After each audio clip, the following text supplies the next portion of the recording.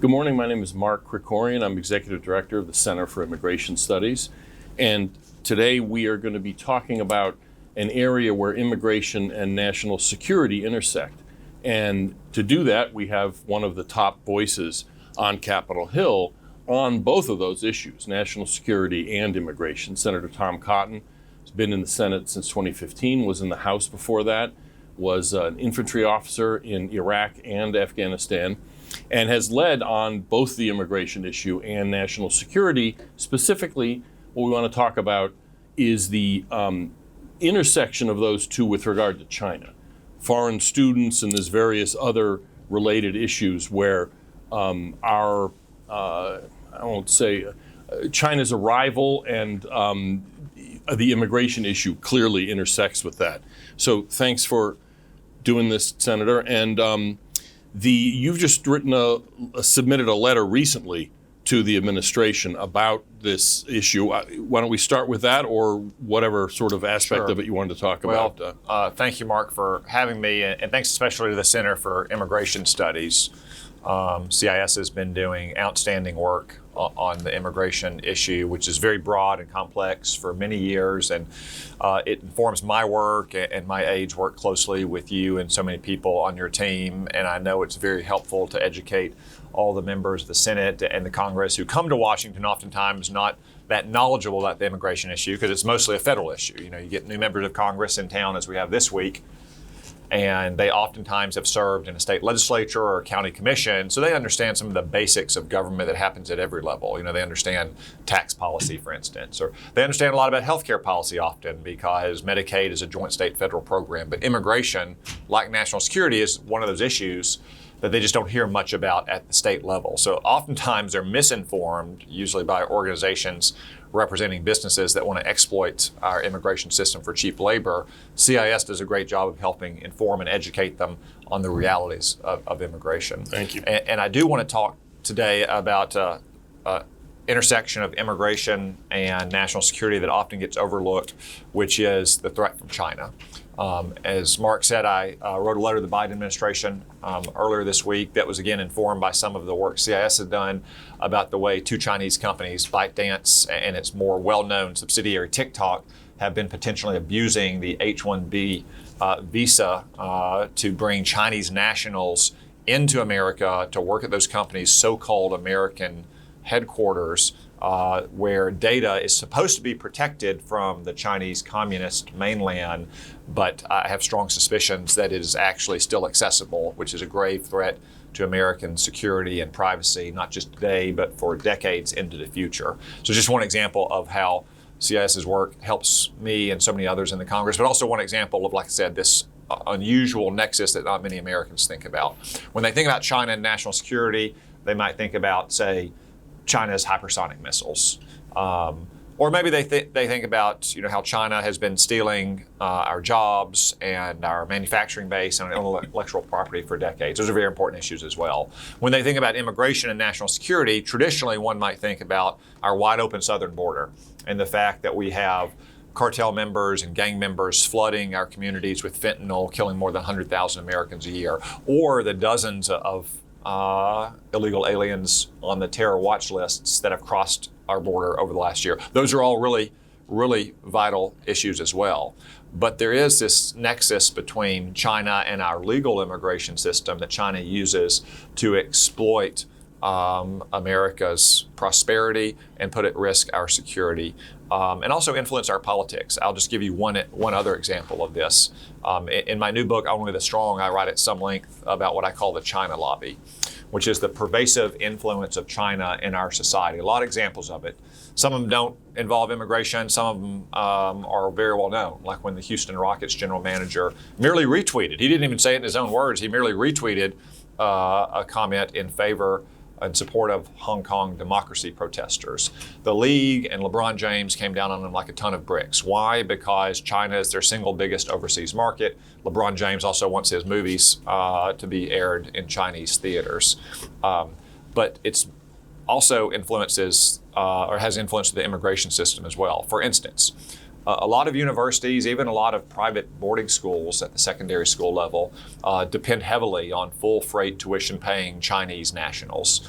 I have a friend who went to a boarding school 25 years ago, and it's in the Midwest. Typically, it's a lot of farm kids, a lot of hockey players.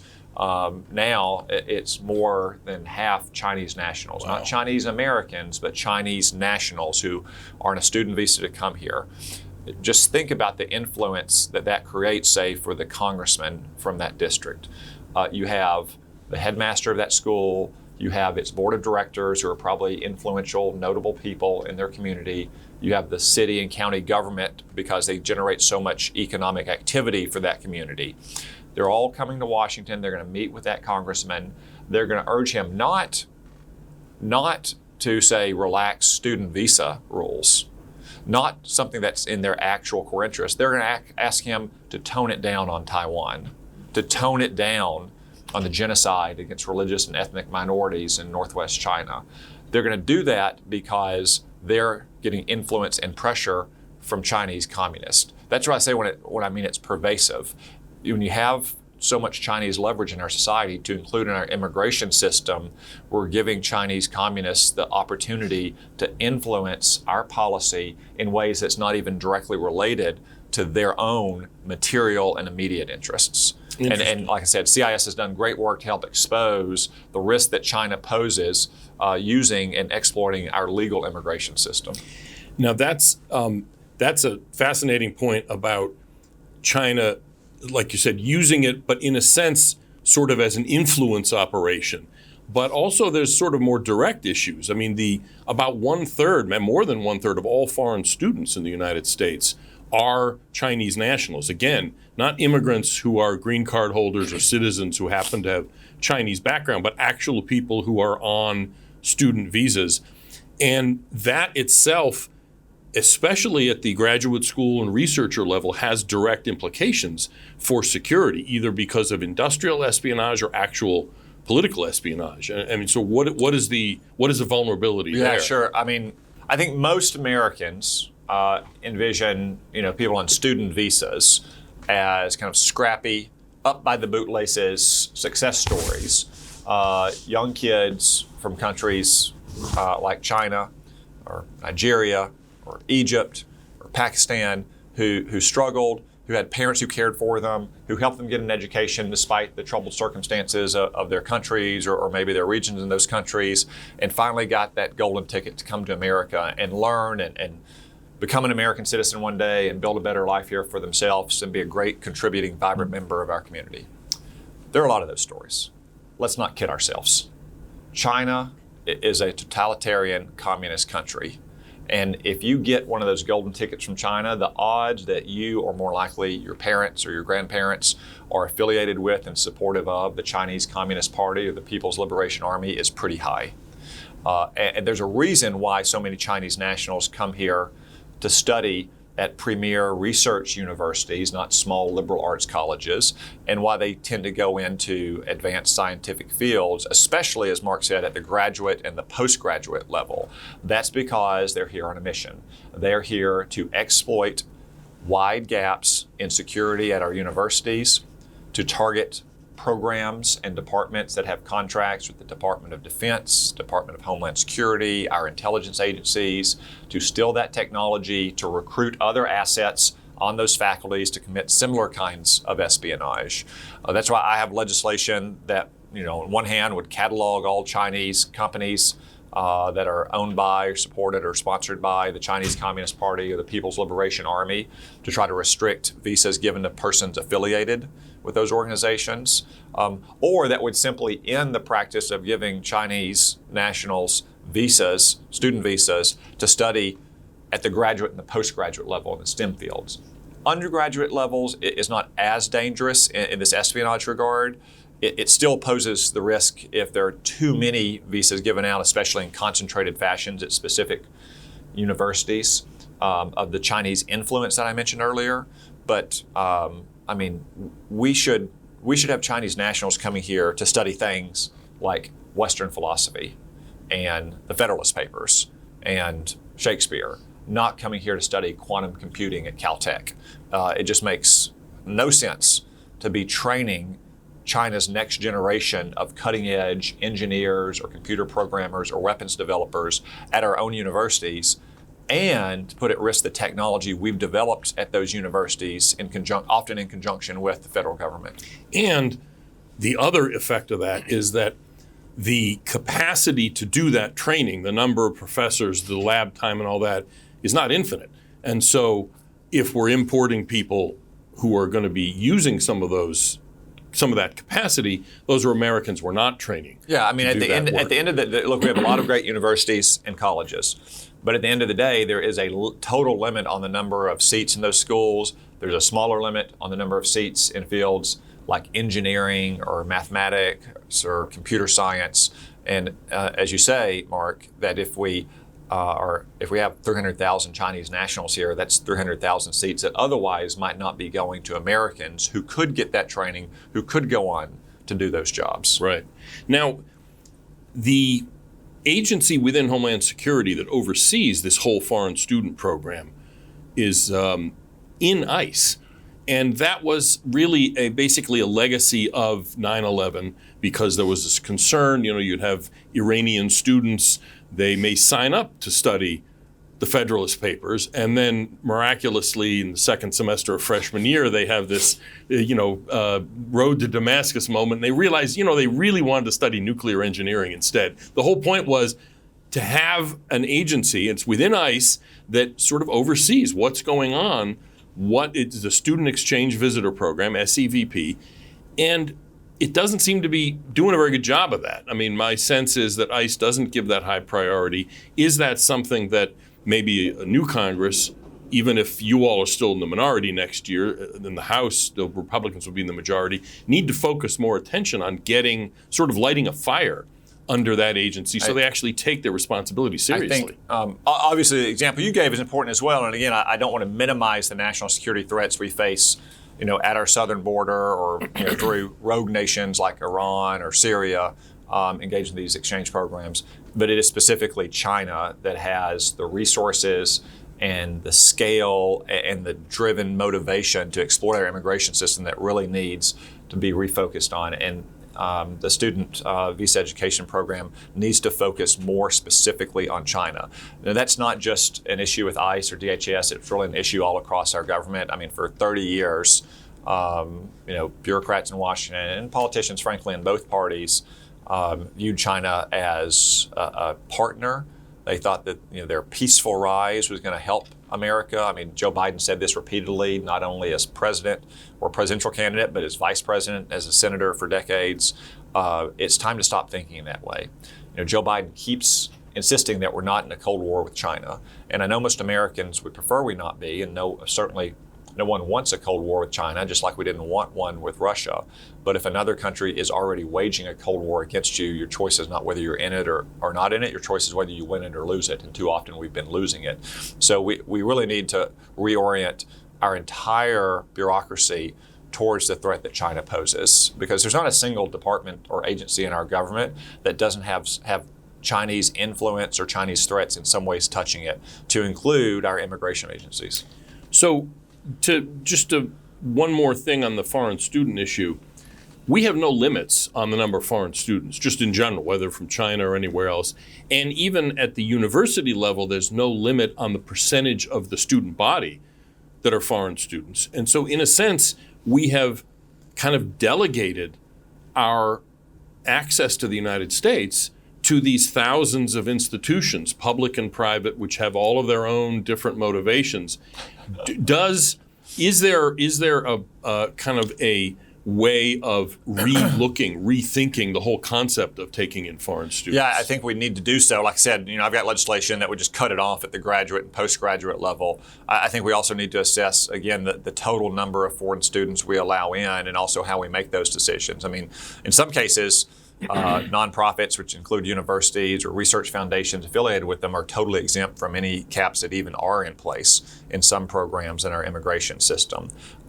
This gets back to the broader question about how many immigrants we take in. As Mark knows, and CIS has been helpful, and I have legislation that would alter the way we conduct our entire legal immigration system, and also lower the total number of green cards we're giving out each year. But it's something that we should consider for our students as well.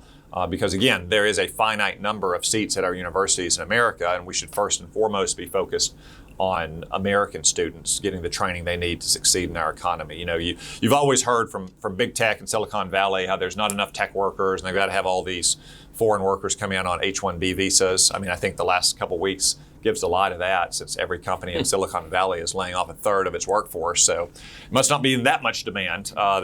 TikTok's laying off half, maybe. I mean, not TikTok. Twitter's laying off half of their workers. If that's the case, why would we want to continue to give away seats in our universities, just like we continue to give away, H-1B visas for supposedly high-skilled workers, which are really not they have important skills that require a college degree, but there are things that Americans could easily do. I mean, they're not like making the next quantum computer. They're setting up information systems at offices and that kind of thing. Again, you've got to have good training to do that, but it's training that Americans could learn to do, especially young Americans who are going to colleges.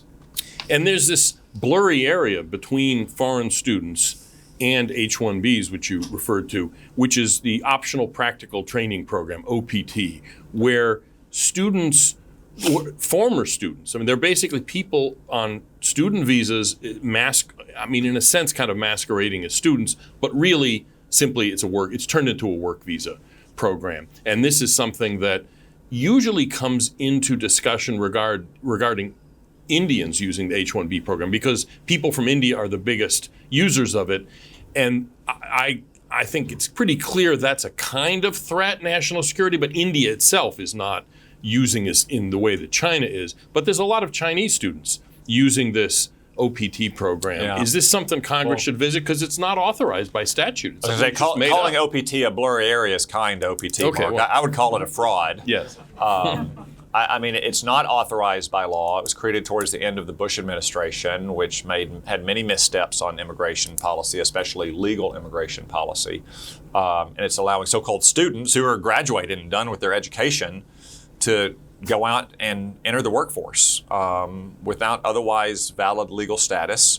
And again, taking away jobs that Americans wouldn't be able to do. I think we're up to well over 100,000 foreign nationals now in OPT status.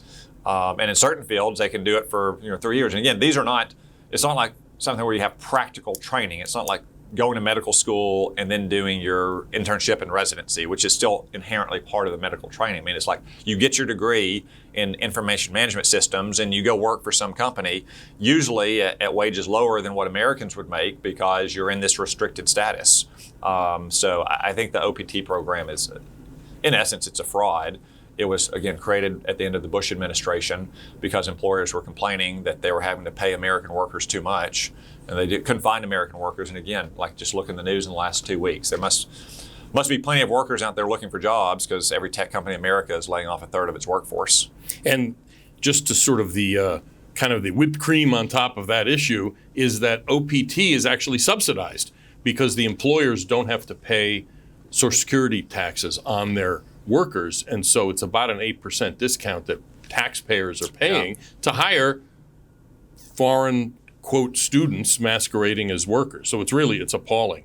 The H-1B, the other thing on H-1B, your recent letter was about TikTok using H-1Bs, but there was also an earlier incident regarding Microsoft and Bing and Tank Man. This was the anniversary of the Tiananmen massacre. I think it was 2 years ago or whatever it was, where you type in Tank Man in Bing and nothing shows up. I mean, and so it's not clear, were there H-1Bs doing that or not? And so that's something that seems to me Congress needs to get to the bottom of. It's just an example of the pervasive Chinese influence that you have in America. It's like, airlines and hotels, are not allowed to list Taiwan in their drop-down menus. Really? Americans can fly on an American airline to Taiwan and stay in an American hotel chain in Taiwan. Or like our bureaucrats. You listen to bureaucrats at the State Department. They always refer to the Taiwans and never refer to the Taiwanese. Because saying Taiwanese would imply that there is a people, a nationality, which implies there is a nation known as Taiwan. So it's always the Taiwans. Again, it's just an example of the crazy degree of influence that China has infiltrated in our society.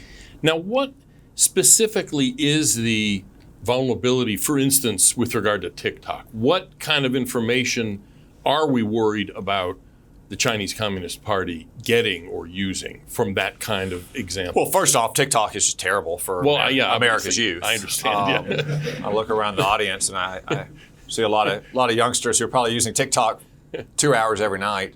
There's a reason why in China you can't use TikTok for 4 hours a night. Like, they limit the amount of time that people can be on TikTok. They also mostly filter it out, so it's good, wholesome content about respecting your elders and eating your vegetables and studying hard. No wonder they don't want to watch it. Yeah.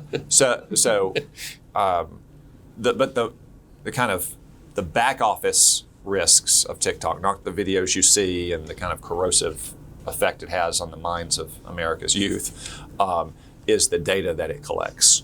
And that data is there, and it's permanent, and it's can be used against our kids as they grow up and they get older. And not just kids, obviously. I mean, grown-ups use it too. I mean, I think increasingly, people in Washington are using it to trying to reach voters and communicate. That means they're being exposed as well. If you look at the fine print of TikTok's terms and conditions, if you look under the hood of its application, it exposes all of your personal data, perhaps all the data you have on your device, to collection and exploitation. And again, it's not like, if your 15-year-old daughter is, watching videos of drum major routines, that's going to put her at risk. But if it accesses every other bit of information on her phone, then that can put her at risk. And it puts her at risk for the rest of her life. I mean, this data doesn't just disappear. It's collected in troves by so the if like Chinese 10 communists. years, 15 years in the future, she's in a sensitive position or something Absolutely. like that, that's interesting. That's Absolutely.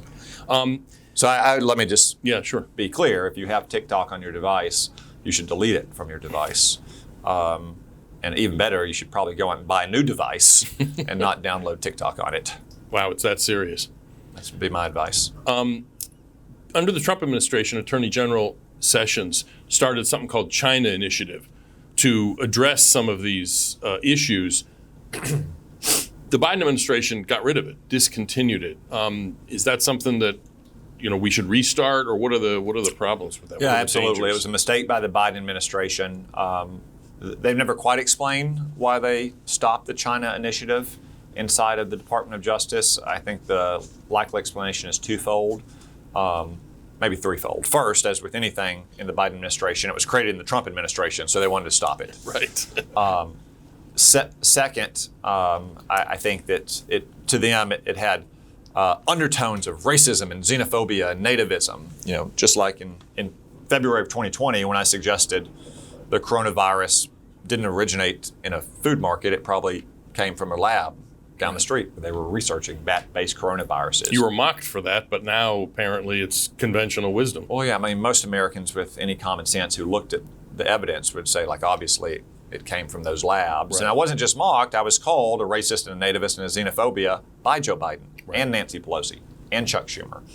So I think that's a second reason. A third reason is I suspect that Chinese diplomats leaned on the Secretary of State and the Attorney General not to be so zealous in trying to pursue Chinese espionage and Chinese threats. And as they often do, the Biden administration caved to that.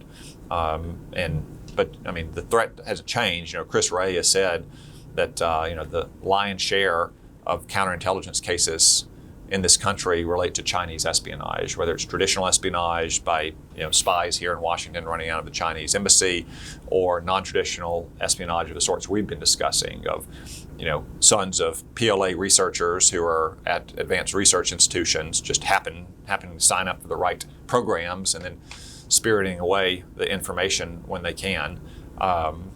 In Arkansas, we had a university professor at University of Arkansas who was convicted of crimes related to having Chinese patents, just like the head of the Harvard biochemistry department. Just there was a conviction and sentencing just yesterday in one of these cases. So the threat is not going to go away. It's still there, and I think there's some enterprising and patriotic line attorneys in the U.S. attorney's offices across the country and FBI agents in the field offices across the country who are still pursuing this. But I worry that they don't have the kind of robust support they have from the main justice here in Washington. In talking about whether they're foreign students, foreign workers, whatever it is from China, I think people are they're assuming that those people are in a similar situation to someone coming from, say, India or Japan or England, when in fact their family members at home, in a sense, are kind of hostages. So that even if somebody comes here as a student from China or a foreign worker or what have you, even if they really don't like the CCP very much or aren't really connected to the PLA, they don't really have any choice if those institutions want to apply pressure to them. Isn't that one of the real dangers here? Yeah, it's a severe danger. And as you say, especially if you're from a friendly nation, a democratic nation like the United Kingdom or Italy or Japan or Brazil, you're not going to face that kind of coercion that threats could happen to your family back home. In China, that is a tool of statecraft, and I think it's important. We've made the distinction here a few times between Chinese Americans, Chinese nationals who've naturalized here, had parents or grandparents or great-grandparents going back decades who naturalized here and are fellow citizens, and Chinese nationals, subjects of the People's Republic of China who are here on some kind of immigration status. We make that distinction. It's important to understand that Xi Jinping and Chinese communists don't make that distinction. So this is a risk even for Chinese Americans, even for those people who have immigrated here and become citizens.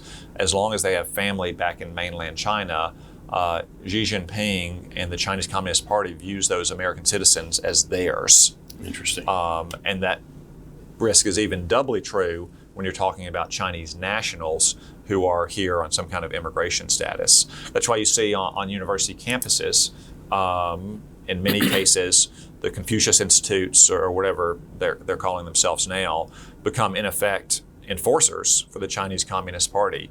They're collecting on fellow Chinese nationals, or in many cases, Chinese Americans who still have families back in mainland China, if they're protesting, for instance, about Tibet, or protesting about the Uyghur people who are subject to genocide in northwest China, if they're protesting about Hong Kong. It's a pervasive threat. That's just probably the most public aspect of it. But it's also true, again, if you yourself, as a young Chinese national, would simply like to get a world-class education at one of our great institutions and don't really want to spy for the Communist Party, that you're subject to a lot of pressure and coercion because your family is still back in the mainland. Right.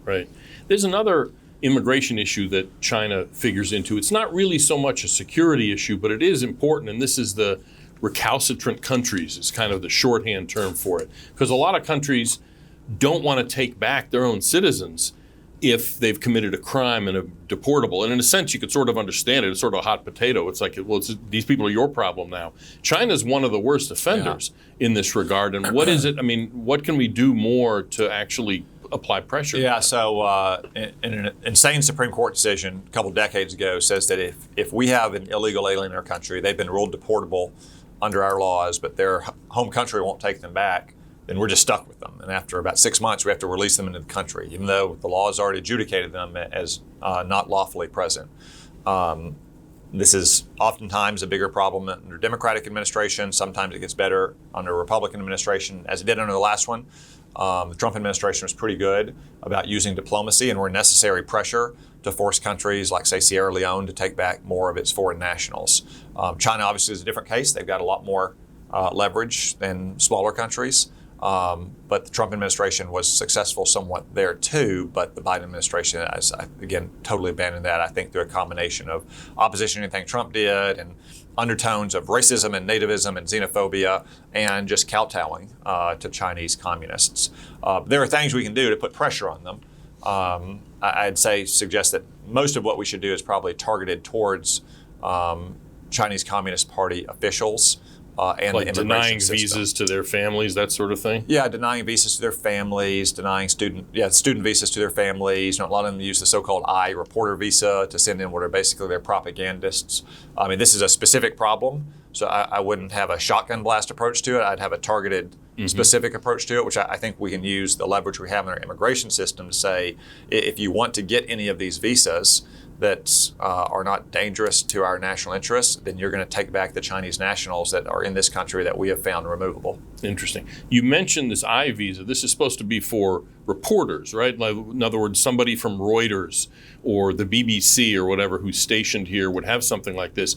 How are the Chinese using that? Because Chinese media is obviously not like the BBC. Well, actually, maybe it is more like the BBC than you'd like, but it's not there. It's not a free media. It's a government. It's an organ of the government. So if you think about it, if a reporter inherently doesn't need a long-term or recurring visa.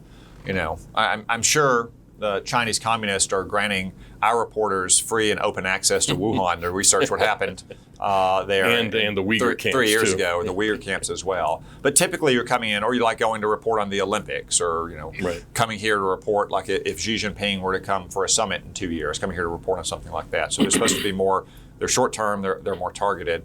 The Chinese Communist Party is trying to use these though to get reporters, which are really state-owned propaganda outfits, into America to influence the tone of coverage. Sometimes they're using, rather than using those visas because they are shorter term and more focused, they're trying to evade them by, say, getting H-1B visas for what are really, in effect, propagandists, by calling them social media specialists or something. Job Americans like won't do. So, yeah.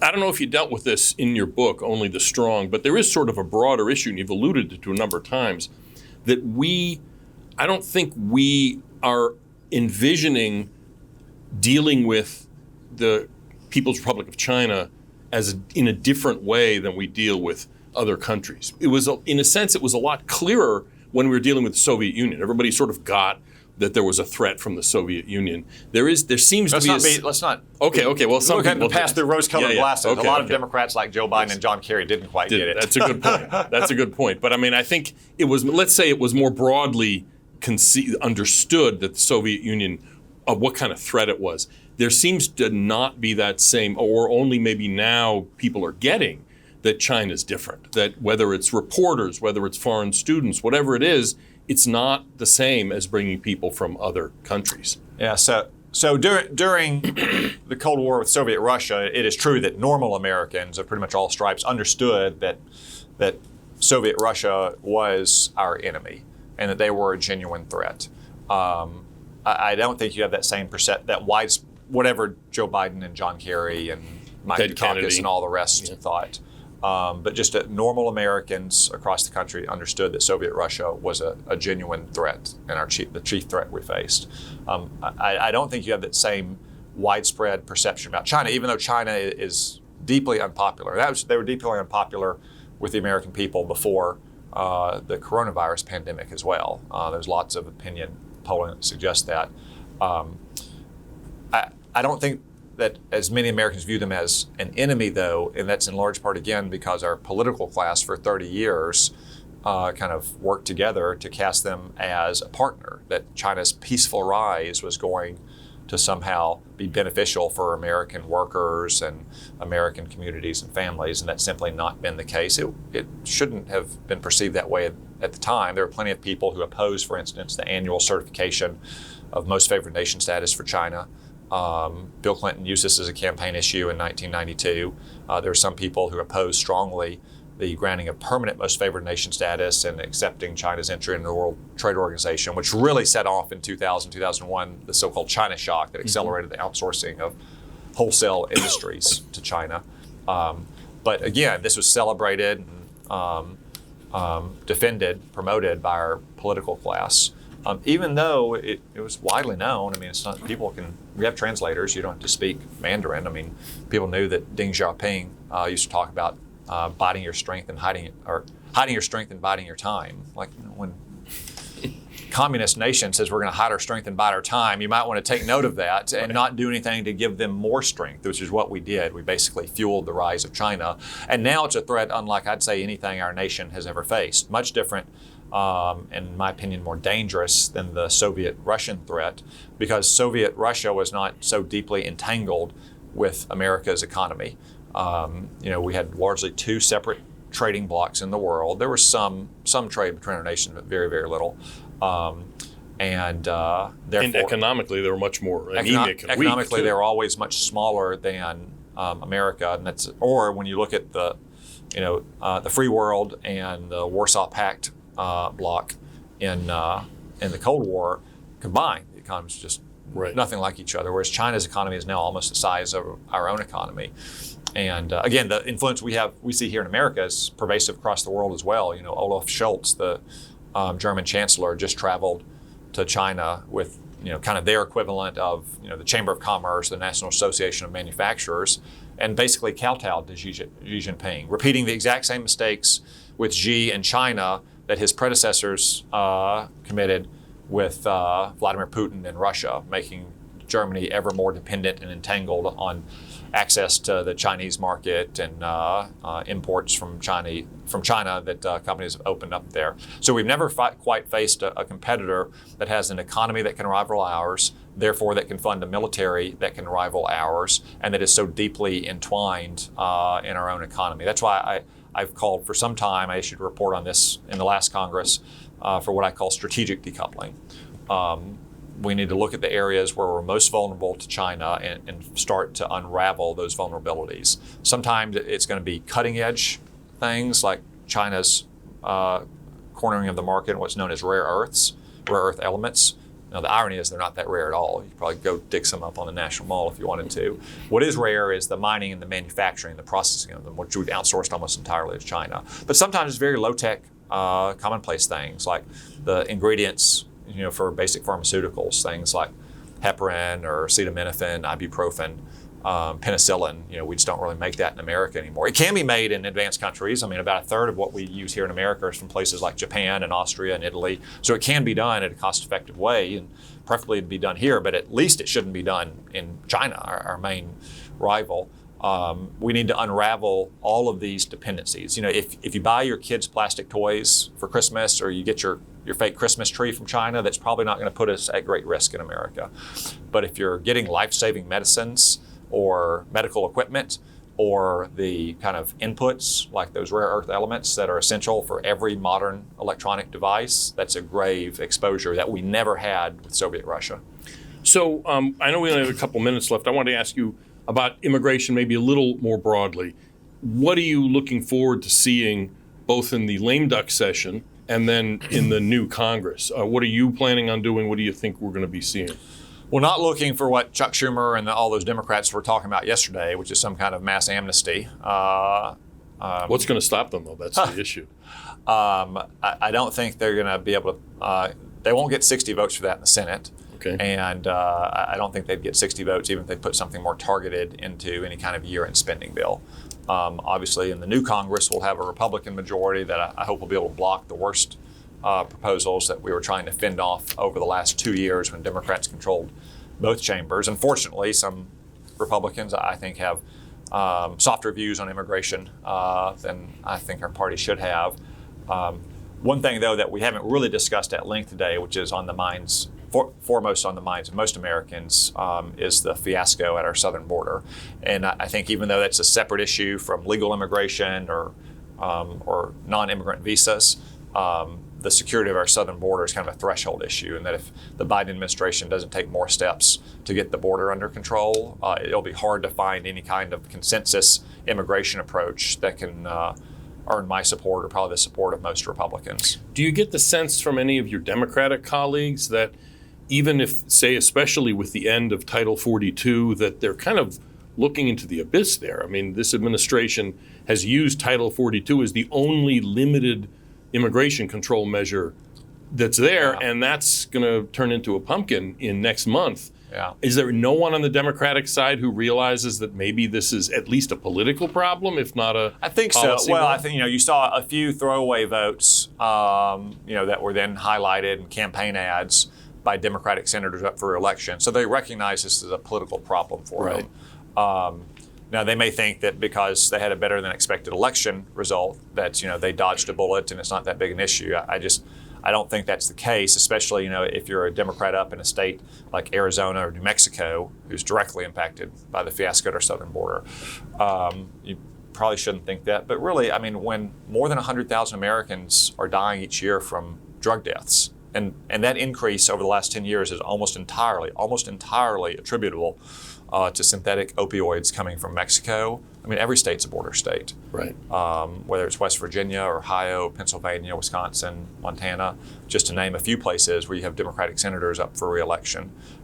So I hope my Democratic colleagues take it more seriously, but I so far have not seen much evidence of that. We only got a minute or two left. I wanted to give you a chance to sort of talk a little bit about your new book, just the title, and as they say, when you talk about a book, you want to repeat the title over and over again. So it's called Only the Strong. Yeah. And what's the punchline? Only the Strong is the punchline. You'd say it's probably the subtitle: reversing the left's plot to sabotage American power, because the sense of decline that so many Americans have today is both genuine and real, but it's also not an accident. It's not bad luck. It didn't just happen because Joe Biden or Barack Obama are president. They want American power to decline. They want America to retrench and pull in its horns and become a more normal nation.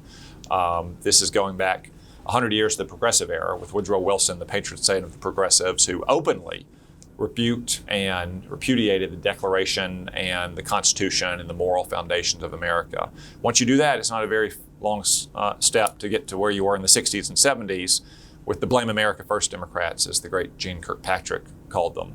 I'm not saying that they're un-American. Well, I'm not saying they're necessarily un-American, although a lot of them are. I'm saying that they think that America is more likely to be a source of war and arrogance and oppression in the world than safety and freedom and prosperity. And therefore, they undermine the wellspring and the foundation of American power. That's true of our military. That's true of American energy production. It's true of our immigration system. Yeah, that's what I was going to ask, is how does the immigration figure into that? So, I mean, a nation without borders is not a nation. I mean, it's the most fundamental thing. Like, you look at a map, any 5-year-old can look at a map and see what makes a country, at least at the most elemental level. And the Biden administration has basically erased that border that we have with Mexico, and look at the consequences of it, from rising crime and drug deaths. And to say nothing of all the issues we've been discussing on how an adversary like China can exploit our legal immigration system. And then in the second part of the book, I lay out kind of a roadmap to rebuild our power. We've been in dire straits before. Look, it only took one election in 1980 to help turn things around, even after a disappointing midterm election in 1978. So it's kind of a history of how we got to where we are, how the Democratic left has been intentionally and purposely sabotaging American power, and how we can rebuild it. Well, good. I know you have to run. You've got another appointment. I really appreciate it. Senator Tom Cotton. The book is Only the Strong. I assume it's on Amazon. And you announced you've not thrown your hat in the ring for 2024. Is that correct? Yeah, so we have a 7-year-old and a 5-year-old. And I'm pretty sure Republican primary voters can find another nominee, and probably a good one. But I know my boys won't be able to find another dad to teach them how to hit a fastball and read a book over the next 2 years. Okay, well, you focus on that. I appreciate your coming in. I just want to do a plug.